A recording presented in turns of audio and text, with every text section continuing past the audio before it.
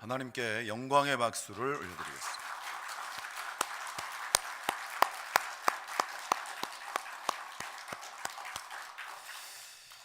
우리 구호를 한번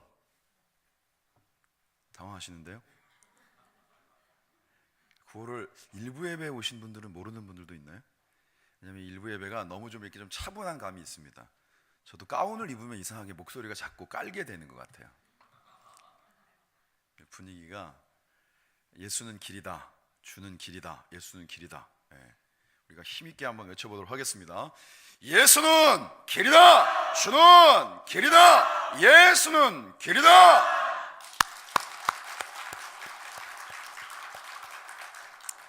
원래 계획은 저희 올해의 표를 제가 다시 한번 이렇게 선창후창하는 거였는데, 기도할 때 우리 남현아 집사님이 이미 말씀을 하셨기 때문에 구호가 딱 생각이 났습니다. 예수님이 길이십니다. 우리가 그 길을 걸을 수 있는 것이 은혜고, 그 길을 걷겠다라고 결심하고 이 시대의 시대적 사명을 감당하겠다고 길교회가 지금 이 자리에 이렇게 서 있는 것입니다. 그 길을 저와 여러분들이 함께 갈 수 있어서 좋고 감사합니다. 날이 갑자기 많이 무뎌졌는데, 어제도 이제 사실은 우리 이윤우 집사님 장례를 제가 집례를 하다 보니까 용인에 학원 예배 드리러 갔었는데, 매장을 정말 오랜만에 했거든요. 요즘은 대부분 화장하고 그 납골당에 봉안하는 경우들이 대부분인데, 한 30년쯤 전에 이미 남편분을 위해서 묘소가 준비되어 있어서 이제 그 묘역 옆에다가 이렇게 합장을 하는 거였어요. 근데 얼마나 가파른지, 그리고 올라가는 길도 굉장히 좁고, 남자분들이 웬만하면 본인들이 힘든 거 티 안 내잖아요, 그죠? 굉장히 쿨하게 뭐 이 정도쯤이야 막 이러는데, 어제는 진짜 무겁고 힘들었던 거예요. 그래가지고 거리는 사실 위까지 얼마 안 되는데도 불구하고 몇 번을 쉬면서 올라갔어요. 근데 가만히 생각을 해보니, 우리가 이렇게 장례를 하다 치르는 과정 속에서도 혼자서 뭔가 그것을 한다라고 생각을 하면 참 막막하고, 그죠? 어디서부터 어떻게 그것들을 진행해야 될지에 대해서도 참 많이 어려울 텐데, 그래도 누군가 함께 해주고, 그 운구하는 과정 속에 매듭이 6개가 딱 준비되어 있으면 그거를 같이 이게 들고 밸런스를 맞추면서 위에서 끌고 뒤에서 밀고 가는 그런 과정들이 있어서 매장이라고 하는 걸 할 수 있었던 거죠. 우리가 하나님과의 관계는 1대1이지만 그 길을 가는 것에 있어서 믿음의 동역자가 내 옆에 있다라고 하는 것은 너무 소중한 것입니다. 근데 우리가 일상 속에서 그걸 못 느끼고 살아갈 때가 너무 많고, 옆에 있는 존재에 대한 귀함을 모를 때가 많아요. 날씨가 더워지면 옆에 36.5도에 누가 옆에 있는 게 그렇게 불편하고 힘들다라고들 얘기하는데, 적어도 여러분들은 그러지 마시기 바랍니다. 저리 좀 가! 이러지 마시고 함께 할 수 있는, 물론 내 가장 가까이에는 가족들이 있겠지만 우리의 믿음의 가족들과 더불어 이 자리에서 같이 예배할 수 있는 것이 정말 저와 여러분들 가운데 감사의 제목이 될 수 있기를 주님의 이름으로 축원합니다. 그런 의미에서 우리 옆에 있는 분에게 그렇게 인사 한번 하겠습니다. 당신이 있어서 참 좋습니다.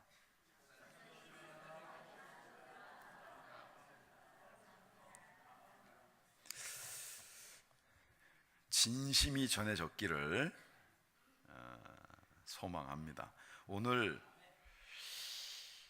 말씀의 제목은 책임질 줄 아는 신앙인데, 여러분들에게 질문을 하나 하고 시작하려고 합니다. 거기 제가 주보에도 적었습니다만, 하나님의 창조 이래의 가장 행복한 여자는 누구일까요?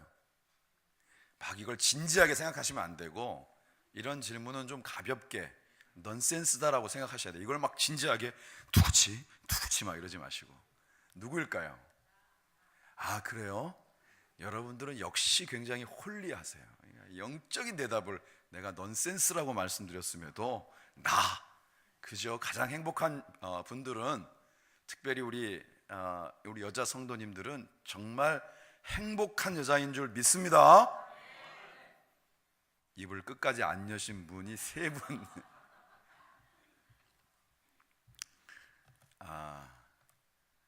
하와라고 합니다. 왜냐? 하와는 시어머니가 없었어요.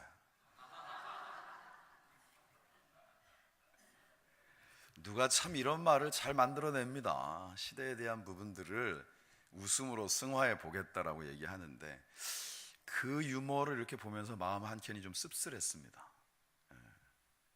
물론 격한 공감을 하는 분들도 있을 수 있겠지만 사람과 사람 사이의 모든 관계에 있어서 뭔가 불편하다라고 하는 것은 꼭 기억해야 될 것이 결코 어느 한쪽의 문제일 수가 없어요. 물론 자신의 입장에서는 분명한 이유가 있고 지극히 타당하고 정말 합리적이고 마땅히 그래야 될 이유가 있겠지만 관계가 불편해지고 힘들어지는 데는 좀 쉬운 말로 쌍방과실이다라는 것이죠. 그래서 이때 중요한 게 뭐냐 하면 다 내 탓이다. 사실 그런 고백은 입으로는 할 수 있어도 쉽지 않아요. 그런데 어느 정도만 하면 되냐? 적어도 그 절반은 내 탓이다. 이 정도면 굉장히 치우치지 않은 생각이잖아요. 적어도 이 관계의 문제에 있어서 절반은 내 탓이다. 그 정도의 마음만을 가지고 있어도 그 관계에 대한 부분들이 많이 바뀌어질 수 있다는 것입니다. 사람과 사람 사이에 이 관계를 풀어가는 것에 있어서 제일 중요한 건 상대방의 입장을 100% 이해한다? 있을 수 없어요. 세상에 그런 사람은 없습니다. 쌍둥이도 서로 100% 이해하지 못합니다. 많은 공감을 할 수 있는 것이지. 그러나 적어도 이해하려고 하고 그 이해가 내 가운데에 그 대상을 바라보는 것에 있어서 내가 갖고 있는 시선들을 조금만이라도 바꾸어낼 수 있다면 그 관계는 많이 바꾸어진다는 것이죠. 저희 청년 중에 한 명이 굉장히 독특한 친구가 있습니다. 똑똑해요. 이력을 얘기하면 또 여러분들 수소문해서 누군지 바로 알아낼 것 같아서 앞뒤 전후 맥락은 다 빼고 얘기를 하면 굉장히 똑똑한 친구인데 굉장히 독특합니다. 사람과 사람 사이를 관계를 맺는 것에 있어서 본인이 얘기하기를 누구든지 자기를 처음 대하면 쟤는 좋은 대학 나왔고 뭐 하고 그러니까 이럴 것이다 라고 캐릭터를 딱 설정을 해놓고 대하기 때문에 굉장히 까칠할 것이다, 자기 기준이 선명할 것이다, 절대로 뭔가를 고집을 굽히지 않을 것이다, 기타 등등의 그런 강한 이미지로 본다라는 거예요. 그런데 자기하고 한 2번만 만나면 그 모든 선입견들이 깨지면서 뭐 이런 애가 다 있어, 금방 또 친해진다라는 거예요. 제가 물어봤죠. 너는 상대방을 향하여서 혹시 대할 때 선입견이 있냐?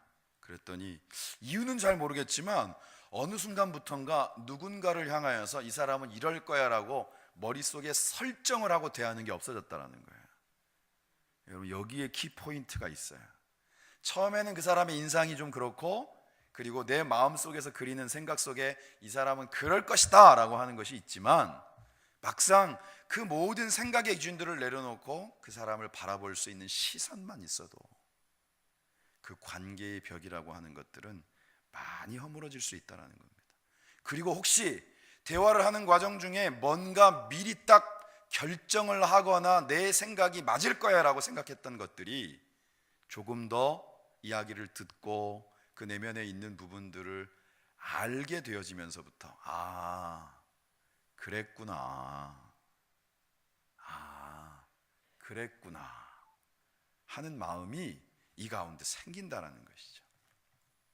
적어도 이 시대에는 완벽한 이해는 아니더라도 우리가 공감이라고 하는 것들이 나를 향하여서 또 다른 이들을 향하여서 모든 관계 속에서 적어도 열려질 수 있는 은혜가 있기를 주님의 이름으로 축원합니다. 예수님이 이 땅 가운데 화목제물 놓으셨잖아요. 이 화목이라고 하는 의미는 관계를 회복하는 것입니다. 그래서 예수님은 우리와 하나님과의 관계의 화목제물이 되셨어요. 죄로 인하여서 결코 갈 수 없었던 그 멀고 먼 거리들이 예수 그리스도로 말미암아 단번에 해결이 되어서 우리가 주님 앞에 주저함 없이 하나님을 아버지라 부르며 나아갈 수 있는 은혜의 길이 열린 거란 말이에요. 그 예수님께서 우리의 관계들 속에서 또 화목제물이 되신 것은 어떠한 벽도 그리스도가 우리를 향한 사랑과 헌신을 적어도 내 안에 담고 있는 사람들은 그 모든 벽들을 조금씩 허물어낼 수 있는 이미 그리스도로 말미암은 능력이 우리 가운데 있는 줄 믿습니다. 나는 원래 요만해 이러지 마시고 우리의 삶을 통하여서 그러한 관계의 벽들이 내 안에 있는 예수 그리스도로 말미암아 적어도 하나씩 둘씩 그 높이 쌓아져 있는 벽돌들이 거두어지는 은혜가 있기를 주님의 이름으로 축원합니다. 오늘 이 말씀을 나누려고 룻기서를 쭉 묵상을 하는데 보아스라는 사람이 참 멋진 사람이에요. 참 괜찮은 남자. 이 시대에 참 괜찮은 남자를 드라마에서만 찾지 마시고 성경 속에서도 찾을 수 있으면 좋겠습니다. 제가 보기에도 참 괜찮은 남자가 누구냐? 여기에 있는 이 보아스예요. 사실 말씀의 전후 배경을 조금 말씀을 드린다면 보아스라고 하는 사람은 사실 이 자기가 살고 있는 지역의 유지였어요. 굉장히 영향력이 있는 사람, 그리고 물질적인 부도 이미 형성하고 있는 사람이었는데, 나옴이라고 당시에는 어쨌거나 간에 우리나라만 그런 것이 아니라 이스라엘 역시도 뭔가 이렇게 친족들이 모여 살았단 말이에요. 그러다가 한때 굉장히 나라에 큰 어려움이 있으면서 먹을 걸 찾아서 나옴이라고 하는 여인이 자기 남편이랑 아들들이랑 이방 땅으로 갔는데 거기서 더 힘들고 남편 죽고 아들들 둘 죽고 난 다음에 며느리만 둘이 남은 거예요. 그러니 당연히 생각할 때 너희들은 이방 여인이고 나는 이제 고국으로 돌아가서 그곳에서 죽으려고 하니까 나 따라오지 말고 너희들은 여기 남아있으라 그러니까 그 중에 한 며느리는 펑펑 울면서 정말 어머니 곁에 있고 싶지만 아무래도 그건 좀 어려울 것 같습니다 라고 그러고 남았고, 우리가 읽은 이 말씀 제목에 나와 있는 인물 룻은 어머니의 하나님이 나의 하나님이 되고 어머니가 밟게 되는 그 땅이 내가 결국은 평생 살아가야 될 땅이 될 것입니다. 그 믿음의 고백과 함께 룻을 나오미를 따라온 거죠. 그런데 돌아오고 나니 과부만 둘이야. 그때 당시에 고아와 과부는 성경에서도 자주 언급되지만 삶에 있어서 당장의 호구지책 문제가 해결이 되지 않을 만큼 굉장히 절망적인 상황을 살아가고 있는 사람들이었어요. 그런데 한 사람이 아니고 둘이야. 당장 먹는 문제 자체, 끼니의 문제가 해결이 안 되니까 어떻게 했으면 좋을까? 젊은 며느리인 이 룻이 나선 거죠. 어머니, 제가 딴 거 말고 밭에 가서 이삭이라도 주워가지고 우리가 그걸로라도 먹고 살아야 되지 않겠냐고. 그런데 마냥 안 된다고 그럴 순 없으니까 내 생각이 그렇다면 그리 해라. 그러면서도 마음속에는 늘 신경이 쓰였던 거예요.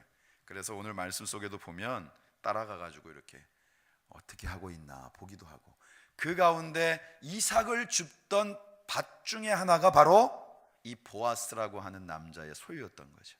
거기에서의 첫 만남이 이루어지게 되고, 미리 이제 여러분들에게 재미없게 결론을 얘기하면 둘이 부부가 되고, 그리고 바로 이 가정을 통하여서 하나님의 계보가 이루어지는, 정말 이제 흔히들 말하듯이 신앙적 적통의 가문이 이방의 여인과 그리고 보아스 사이에서 이루어지게 된다. 이게 룻기의 전반적인 내용들입니다. 우리의 삶을 통하여서 하나님의 함께 하심의 증거들, 우리가 문제가 없어서가 아니라, 어려움이 없어서가 아니라, 힘든 상황들이 없기 때문이 아니라 그 문제의 상황 속에 언제나 함께 하시고, 그리고 그 고난과 힘든 상황들을 같이 겪어 가시고, 그리고 그 문제의 상황이 하나님의 역사의 현장으로 바뀔 수 있도록 하나님의 신실하심을 통하여서 끝까지 하나님의 계획을 결국 이루시고야만은 그 하나님의 구체적인 역사가 바로 룻기, 이 짧은 성경의 말씀 속에 고스란히 기록이 되어져 있는 줄 믿습니다. 하나님은 저와 여러분들을 향해서도 동일한 계획을 갖고 계신 거예요. 우리는 당장의 눈앞에 보여지는 문제 때문에 생각할 때 조금 좋아지면 그걸로 웃습니다. 조금 힘들어지면 그걸로 낭망합니다. 상황과 환경이라고 하는 건 흔히들 우리를 자꾸 그 문제와 상황에 따라서 일희일비하게 하지만, 하나님의 신실하심을 확신한다라고 하는 것은 단지 룻에게만이 아니라 우리의 인생을 향하여서도 하나님의 분명한 뜻과 계획이 있기에 나의 삶에 혹시라도 겪는 가운데 힘들고 어려운 순간마저도 하나님의 역사를 이루어가는 과정 중에 있다라는 것들을 우리가 확신하게 될 때 그 문제를 넘어서서 하나님의 역사를 기대하고 믿음으로 기도할 수 있도록 우리를 세우시고 인도하여 주실 줄 믿습니다. 우리는 날마다의 삶을 통하여서 가만히 보면 내 입장이 늘 우선이에요. 그리고 이익의 문제를 따질 때도 어떤 순간에 내게 유익이 되는 게 뭔가라고 하는 게 그렇게 기가 막히게 머리가 돌아가는 거예요. 그런데 제가 말씀을 같이 한번 찾도록 하겠습니다. 마태복음 5장, 아주 유명한 말씀인데 그래도 같이 찾아서 함께 보겠습니다. 마태복음 5장입니다. 신약성경 맨 앞에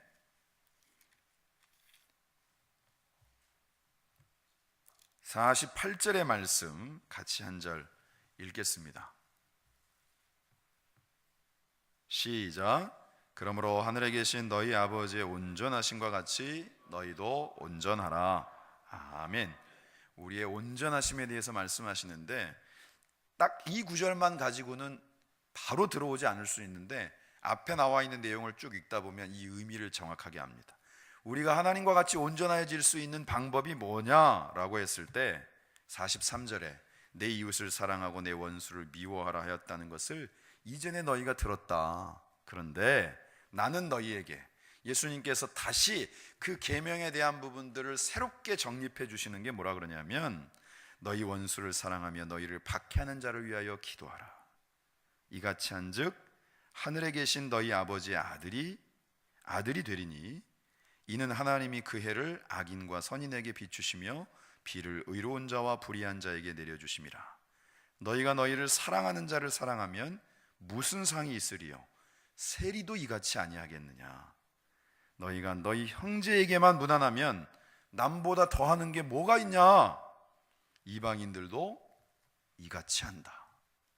그러니까 우리가 하나님 아버지와 같이 우리를 이 땅 가운데 하나님의 자녀로 살아갈 수 있도록 이 놀라운 은혜를 허락하신 하나님과 같이 온전함을 이룰 수 있는 핵심에 뭐가 있냐 하면 사랑이 있다는 거예요. 용납함이 있다라는 거예요. 여기에 더 분명하게 아주 세부적인 지침들을 주는 게 뭐냐면 사랑할 만해서 사랑하고 나한테 잘하니까 사랑하고 나와의 관계 속에 이익이 되니까 그 사람과 좋은 관계를 맺는 건 믿음이 없어도 하나님의 자녀가 아닌 사람들도 다 한다라는 거예요. 성경의 이 어감의 표현들이 약간 문어체라 잘 안 와닿는데, 야 그러면 너희들이랑 믿지 않는 사람들이랑 뭐가 달라? 라고 하는 말인 거죠.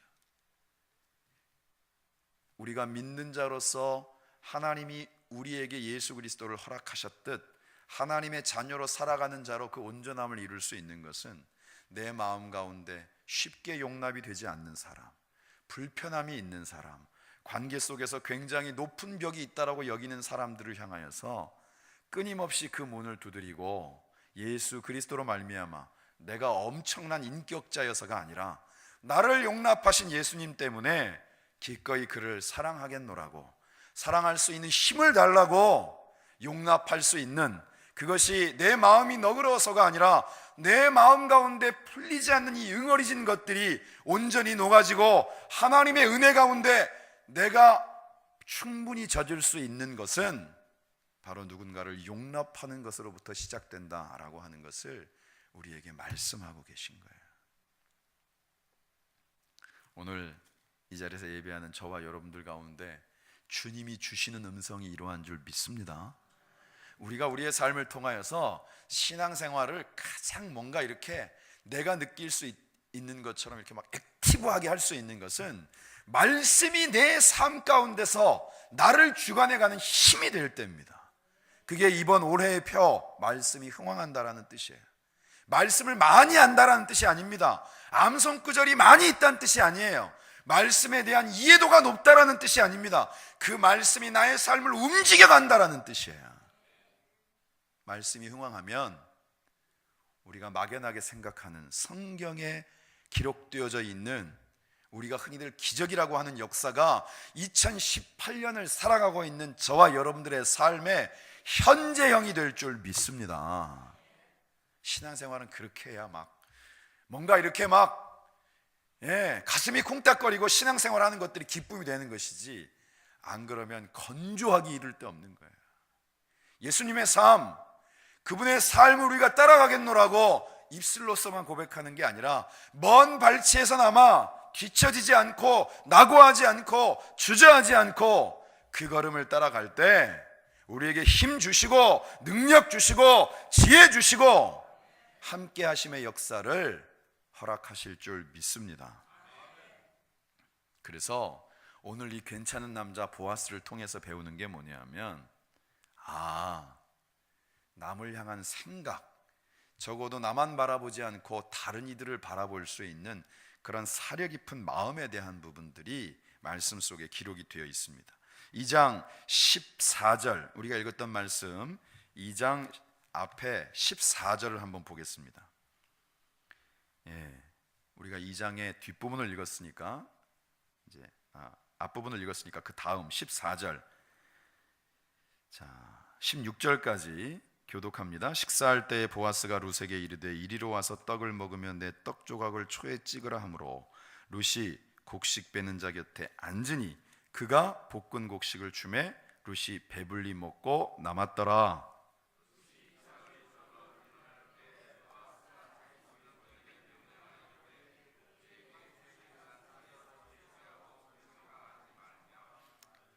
함께 읽습니다. 또 그를 위하여 곡식 다발에서 조금씩 뽑아버려서 그에게 줍게 하고 꾸짖지 말라 하니라.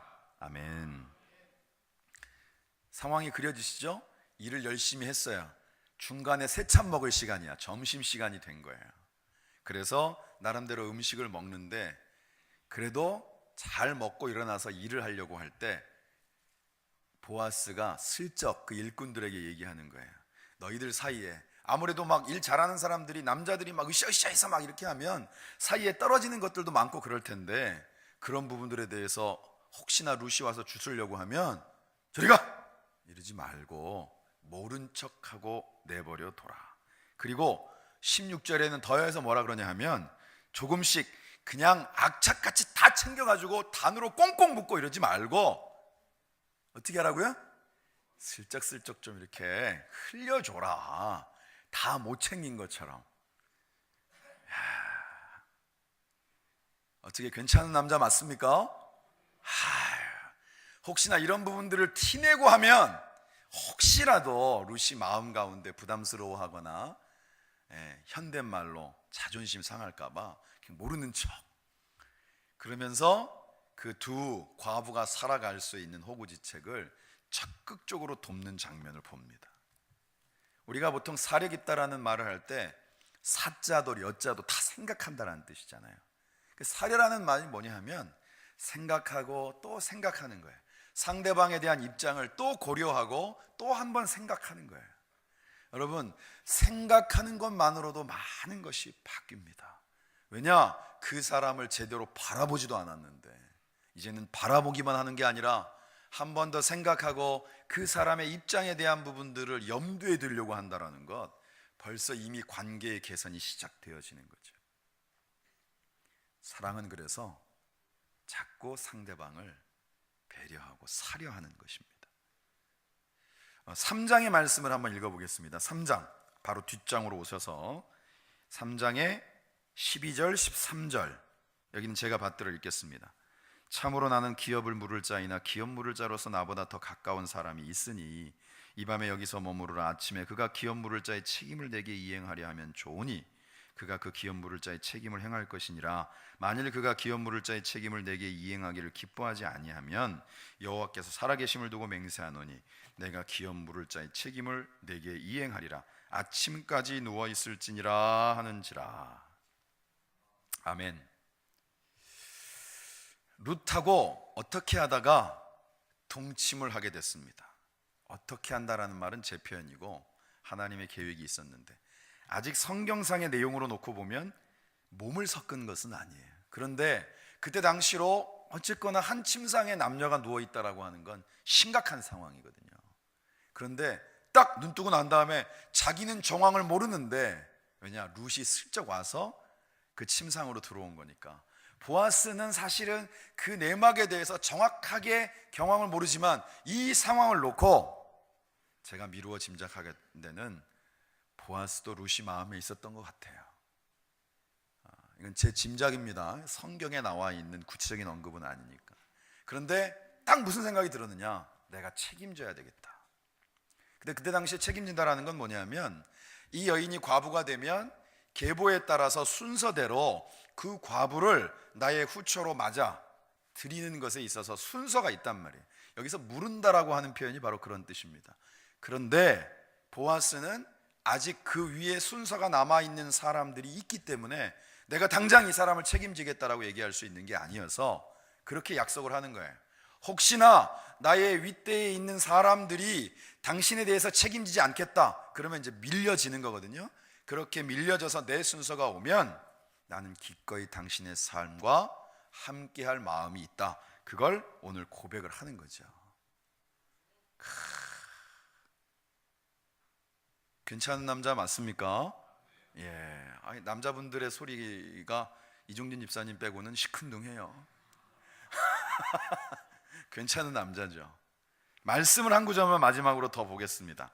다음에 4장으로 와서 9절과 10절, 여기는 같이 한번 읽어볼까요?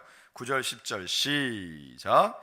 보아스가 장로들과 모든 백성에게 이르되 내가 엘리멜렉과 기럯과 말론에게 있었던 모든 것을 나오미의 손에서 산 일에 너희가 오늘 증인이 되었고, 또 말론의 아내 모압 여인 룻을 사서 나의 아내로 맞이하고 그 죽은 자의 기업을 그의 이름으로 세워 그의 이름이 그의 형제 중과 그곳 성문에서 끊어지지 아니하게 하며 너희가 오늘 증인이 되었느니라 하니. 아멘. 이제 정식으로 이제 과정들을 통해서 본인이 룻을 책임지게 된 거예요. 룻만 책임진 게 아니라 이 앞에서 언급되어져 있는 9장의 내용은 뭐냐 하면, 나오미의 남편 이름 나오고 나오미의 두 아들들 이름이 나오는 것은 이미 그들은 다 죽었지만 과부가 되어진 나오미와 이 룻 두 사람을 다 내가 책임지겠다. 그것은 이 가문을 통하여서 대가 끊어지지 않게 함도 물론이려니와 그러한 책임이 마땅히 내게 있기 때문이다 라고 사람들 앞에 정식으로 공포를 하는 거예요. 이제 이 두 여인은 내가 책임진다. 멘트가 아주 그냥 내가 책임질게. 괜찮은 남자 맞습니까? 계속 괜찮은 남자 얘기만 하네요. 그런데 하나님은 괜찮은 남자냐 괜찮은 여자냐 그 각각의 캐릭터를 말씀하시는 것이 아니고 저와 여러분들을 그렇게 누군가를 품고 살아갈 수 있는 자로 부르신 줄 믿습니다. 우린 생각할 때 나는 그냥 내 앞가림하기도 너무 힘든데 뭘 다른 사람들까지 머릿속에 염두에 두고 생각하고 배려하고 품고 나누고, 아유 정신없어요. 그건 여러분들의 생각입니다. 저와 여러분들은 내 안에 그리스도를 소유하고 있는 사람들이에요. 세상의 모든 것들을 내 안에 담고 있는 사람들이 바로 저와 여러분인 줄 믿습니다. 여러분, 물질이 많이 있다고 물질을 나눕니까? 건강하기 때문에 건강 나눠줄 수 있습니까? 우리의 삶에 있어서 마음이 풍성하다 해도 그 마음의 풍성함을 누군가 나누지 않으면 그 풍성함은 그냥 자신의 생각일 뿐인 것입니다. 그런데 예수님이 나를 위해, 저와 여러분들을 위해 아무것도 아끼지 않으신 그분이 우리 가운데 이미 계시단 말이에요. 그래서 주님의 이름으로, 그분의 능력으로, 나와 함께 하심에 대한 확신으로 우리도 누군가와 더불어 그 나눔의 삶을 살아가도록 저와 여러분들을 부르신 줄 믿습니다. 첫 번째는 복음이 나누어지는 것이고, 내가 가지고 있는 것이 작은 것이라 할지라도 그것이 나누어질 때 나도 풍성해지고 다른 이들도 풍성해지는 은혜를 하나님이 저와 여러분들을 통해 이루어 가실 줄 믿습니다. 연약한 자를 세우는 것 같은데 오히려 나를 세우시는 거예요. 제가 마지막으로 이거 하나만 나누고 말씀을 마무리하려고 합니다. 저희가 1년에 한 번씩 꼭 남방의 필리핀으로 청년들이 단기 선교를 가는데, 꽤 오래전에 제가 그곳에서 사역하고 있을 때 청년팀이 한 팀이 왔는데, 그 중에 멤버 중에 한 명이, 또 이 친구도 캐릭터를 자세히 얘기하면 여러분들이 조사 들어갈까 봐 다 빼고, 사람들과 관계 속에서 그렇게 보편적으로 잘 지내지를 못해요. 그리고 외모적인 것들에 대해서 나름대로도 컴플렉스도 좀 있고. 그런데 그곳에 가서 저희가 숙소로 머물고 있는 곳에서 더 깊은, 그야말로 좀 어려운 사람들이 모여 사는 곳으로 가서 저희가 이제 성경 학교도 하고 그곳에서 이제 같이 이 선교 활동, 단기 선교를 진행하는데, 갑자기 이 친구가 사라졌어요. 어찌 된 건가 했더니 나중에 자기 품에 안길 만한 아이를 하나 이렇게 안고 오는 거예요. 참 안 어울려요, 여러분. 남자 친구인데 그 아이를 이렇게 안고 오는 모습이 잘 이렇게 매칭이 안 돼요. 그런데 사정을 알고 봤더니 같이 이렇게 어울려서 놀고 있는 아이들이 있는 가운데 그 아이가 자기 눈에 들어온 거예요. 근데 영어도 잘 못하는데 어떻게 얘기를 하다가 같이 그 집에 갔는데 그 집 상황이 더 심각해. 엄마는 아파 누워있고 그냥 그 집안 분위기 자체가 쫙 가라앉아서 너무 우울한 거예요. 그곳에 가서 1시간이 넘게 말도 안 통하는 사람들하고 그 아이를 안고 거기에 앉아서 같이 마음 가운데 그곳을 바라보면서 안타까워하고 같이 기도하다가 그 아이를 안고 저희들 일행이 있는 곳으로 온 거예요. 저희가 그 마을을 떠날 때까지 이 품에서 놓지 않고 있는 거죠. 우리가 항상 단기 선교를 다녀오면 동일하게 느끼는 것들 중에 하나인데, 우리가 세상에서의 나의 존재감이라는 것들을 찾을 때 세상에서 보면 워낙 비교가 심하니까 나는 저 사람보다 이게 못하고 나는 저 사람보다 저게 부족하고 사회성에 있어서도 저 사람은 막 주변 사람들이 많은데 나는 그렇지 못한 것 같고, 이런저런 비교 의식들은 끊임없이 나를 작아지게 해요. 그런데 저와 여러분들은 전 세계에 단 한 명밖에 없는 하나님의 형상을 담고 있는 바로 나인 줄 믿습니다. 그런 나를 통하여서 하나님이 나누시기를 원하시는 건 나라고 하는 작은 그릇 속에 담겨 있는 하나님의 사랑이고, 그런 나를 위해 기꺼이 죽으신 예수 그리스도의 구원의 은총이 우리의 가슴을 채우고 우리의 영혼을 채우고 우리의 삶을 채우고도 남아 누군가에게 주저함 없이 조금이라도 나누어질 때 그것들을 통하여서 세상에 더 많은 사람들이 그리스도를 알고 그분의 그 풍성하신 품에 함께 안길 수 있는 은혜를 우리를 통해서 허락하시는 줄 믿습니다. 여러분들은 여러분들 자체로 존재감이 있습니다. 누군가와 비교해서 여러분들의 존재를 확인하려고 하지 마시고, 우리가 기꺼이 어떤 영혼들을 향하여서 하나님이 나를 통해 하실 일들이 있다는 것들을 기대하실 수 있기를 주님의 이름으로 축원합니다. 그래서 그 친구는 선교 가는 걸 좋아합니다. 행복해합니다. 자기 돈 들이고, 우리 청년 선교 참여한 사람들 대부분 그렇지만 자기 돈 들이고 자기 시간 들이고 자기 휴가 빼서 가는데 좋아합니다. 여러분, 가서 먹는 거 변변치 않고 상황적인 환경들, 힘든 일들 많은데 그 시간들을 행복해합니다. 자기를 통하여서 하나님이 이루어 가시는 일들 속에 쓰임 받는다는 건 그런 거예요. 우리 길교회 모든 믿음의 식구들에게 동일한 그러한 은혜가 있기를 주님의 이름으로 축원합니다. 꼭 어디 해외 나가 선교하지 않아도 여러분들의 삶 속에 그러한 섬김을 통해 이루어 가실 하나님의 놀라운 역사가 준비되어져 있는 줄 믿습니다. 길 교회 가운데 우리의 믿음의 식구들의 삶의 현장들을 통해서 이미 우리에게 허락하신 그 풍성한 그리스도의 사랑과 은혜가 마음껏 나누어지는 귀한 복의 통로로 쓰임받는 귀하고 복된 삶이 되어지시기를 주님의 이름으로 축원합니다. 기도하겠습니다. 하나님 참 감사합니다. 우리를 하나님의 자녀로, 너는 내 아들이라, 너는 내 딸이라, 내가 너를 지명하여 불렀나니 너는 내 것이라, 우리를 그렇게 아들과 딸로 불러주심에 감사를 드립니다. 한결같은 하나님의 사랑과 은혜가 예수 그리스도의 보혈의 피로 말미암아 이미 내 삶을 가득 채우고 있음을 믿습니다. 우리의 삶을 통하여 받은 바 그 사랑이 조금이라도 나누어질 수 있도록 세상 가운데 수없이 높이 쌓여져 있는 그런 막힌 벽들이 내 안에 있는 예수 그리스도로 말미암아 허물어지는 은혜의 역사를 허락하여 주옵소서. 나를 그러한 복의 통로로 사용하여 주옵소서. 예수님의 이름으로 기도드립니다. 아멘.